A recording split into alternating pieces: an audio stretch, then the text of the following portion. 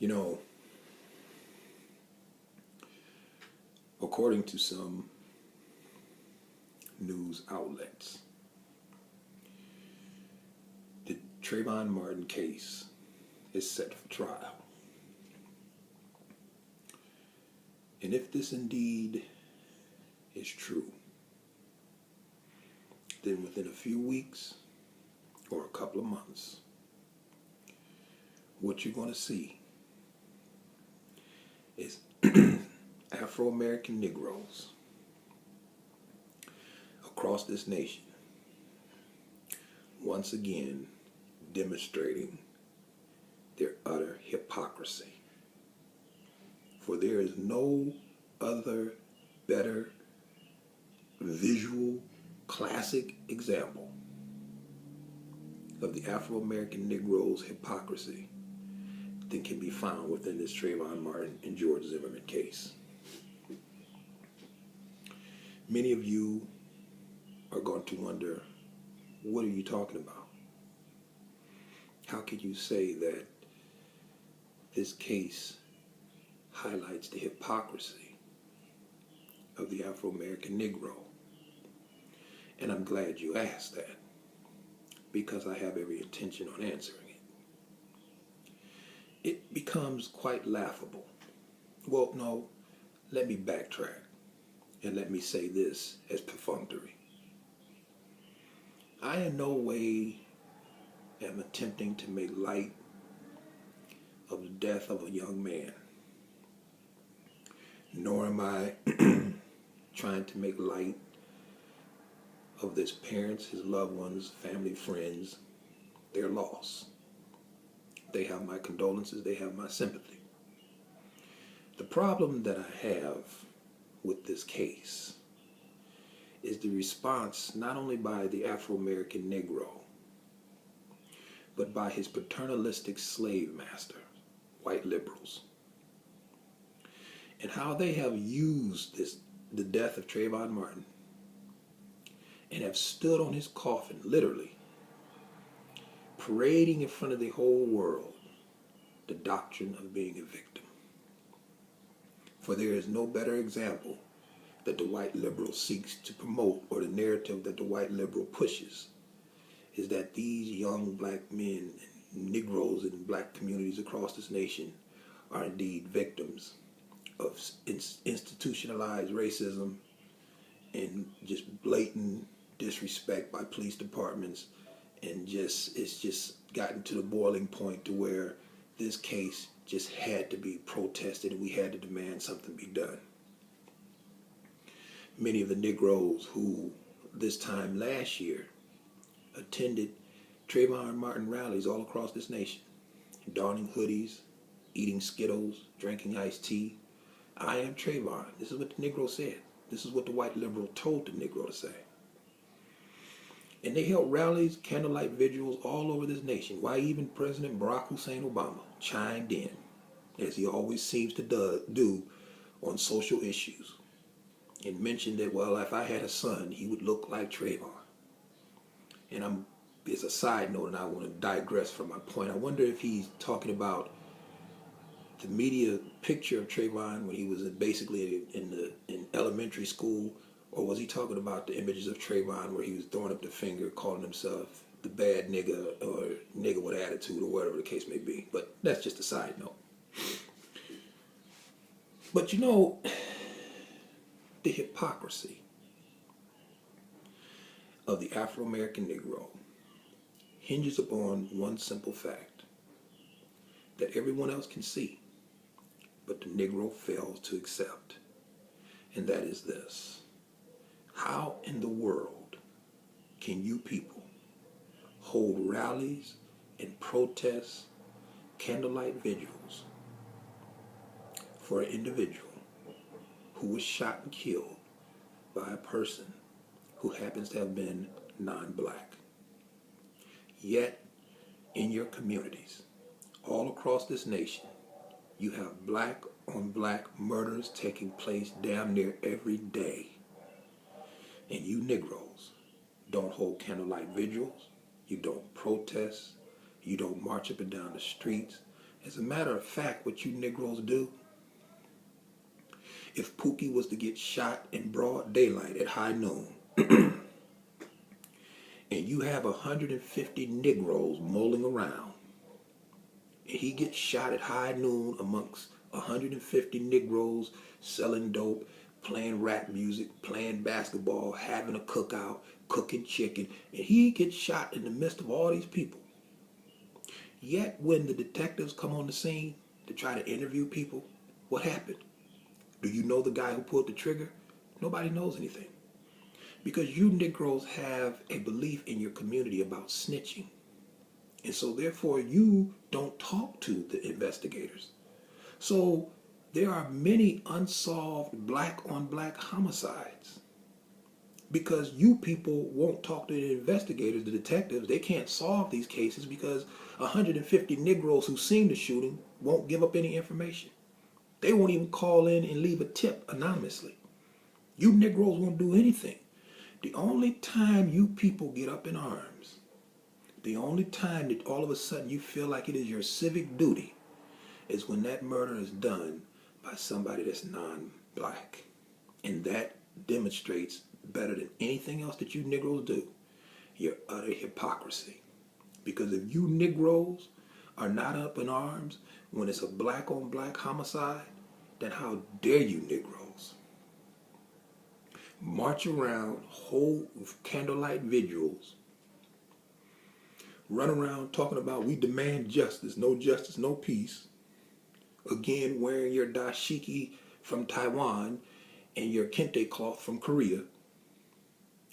And then what you savages will say is, well, you know, the reason why black people were so upset with this case is because George Zimmerman wasn't immediately arrested. He wasn't immediately charged.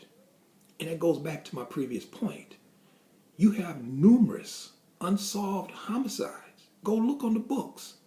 Black men gunned down in broad daylight. 150 to 200 Negroes mulling around. And nobody's saying anything. Because nobody, don't snitch. Snitches get stitches. This is what you people say. This is what you believe. When the investigators knock on your door, you people treat them like the Seventh-day Adventists or the Jehovah's Witnesses. You peek out your curtain and see that it's a detective and you don't even open the door. You don't even talk to him. Even though you know who the trigger person was. You know who pulled the trigger. You know who conducted the murder, but you won't talk to anybody. So it goes unsolved. So how can you Negroes be so outraged that George Zimmerman wasn't immediately charged and Trayvon Martin's death didn't have anybody arrested for it? But yet and still you have numerous black on black homicides in your community, Negro. Your black churches don't say anything. Your defunct civil rights Negroes, Al Sharpton and Messy Jackson, the irrelevant NAACP, the Urban League, all of these so-called, the Nation of Islam, all of these other buffoons that you have in your community running around claiming that they speak for black people. They only speak for black people when there's somebody white that did the shooting. As long as it's black on black, you Negroes don't say anything. You remain as silent as a rat pissing on cotton. We don't hear a peep out of you Negroes. But you let somebody white be the perpetrator. You let somebody white be the one that pulled the trigger. And then you Negroes do what y'all love to do, which is what the white liberal always tells you to do. Get out and protest. Because this promotes the narrative that the white liberal has been pushing to you Negroes for the last 50 or so years, and maybe even longer. That you are indeed a victim. And nothing that you do that is negative, that is deviant, that is antisocial, none of that is your fault. Because it is the results of slavery. It is post-traumatic stress or post-traumatic slave syndrome. And this is most incredible that you Negroes actually quote this and that you Negroes actually have bought that narrative. Because this is what you say. Well, we can't say anything about what goes on in our community. We don't own no gun stores. We don't own no liquor store. This is the rationale that you Negroes have as to who's to blame for every corner damn near having a liquor store, a crack house or a church. And in most instances, the crack house and the church is one and the same. But this is the excuse that you Negroes use. It never has dawned on you people that just because you stay in a community that has liquor stores, that don't mean that you have to drink. Just because you stay in a community where you have dope dealers, that don't mean that you have to buy dope.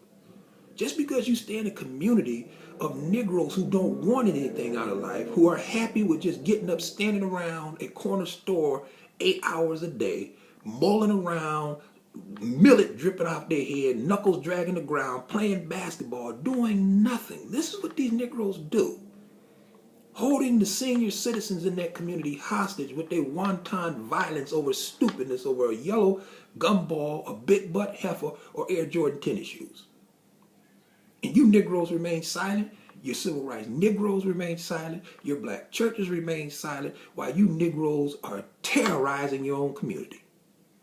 But then soon as a white cop rolls up on the scene, and as soon as that cop comes and does what any person who works in law enforcement would do when they see one of you coons and you're running around there, you're packing pistols, you're shooting up your neighborhood, you're violent prone, everybody knows this. This is the music that you listen to. This is what you rap about. You got thug life. You got a gun medallion around your neck. You got a gun medallion on your tattooed on your sleeve. You're known for violence. So when a cop rolls up on the scene, he's supposed to treat you with kid gloves? You wonder why he rolls up on you with his hand on his pistol and you done talked about how many people you done shot? You got teardrops tattooed on your face about how many people you done murdered? And then you think that he's supposed to walk up on you and hand you a butter knife and ask you, how are you doing today, Mr. Savage? I mean, you people are completely amazing. It is amazing that you people don't get this. And that you don't see the utter hypocrisy that everybody else sees. They're laughing at you people. They're laughing at you. Because it is so blatant. The utter insanity. And nobody will take the time and say, wait a minute, we can't go this route. We can't go this route of protesting Trayvon Martin, even though it was a sad incident anytime a person loses their life. But we have to also be proactive when those murders are conducted by a black person. We should be equally as outraged. But nobody has that kind of knowledge in your community. Nobody has that kind of insight. Nobody has that kind of reasoning skills. Because you Negroes love playing victim. And as long as you can say, well, you know what? That cop shot him because he was a racist. Or that cop shot him because he don't like black people. Or that cop shot him and he didn't have no way. And y'all, it fits the victimization, the victim mentality that you Negroes have, that the white liberal has been preaching to you Negroes for the last 50 or so years. And this is the reason why, when it's a black on black homicide, you Negroes stand down. You Negroes will not talk to the investigators. You won't even call in and give a tip where you don't even have to leave your name. You won't tell that officer detective, look, I won't talk to you now in front of all these people, but I'll tell you what, give me your email address, I'll shoot you an email. You won't do nothing. So across this nation, you have unsolved homicides, black men who have killed other black men. And those guys are walking the streets simply because of you Negroes and your belief of not snitching. But as soon as a white person pulls the trigger, all of a sudden you Negroes become civic-minded. And your back straightens up. And you feel like it is your duty to go talk to the investigators and tell them everything that you really didn't see, but what you heard.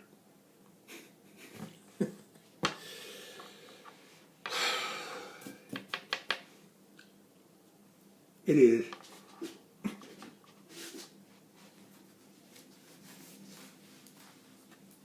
what it is.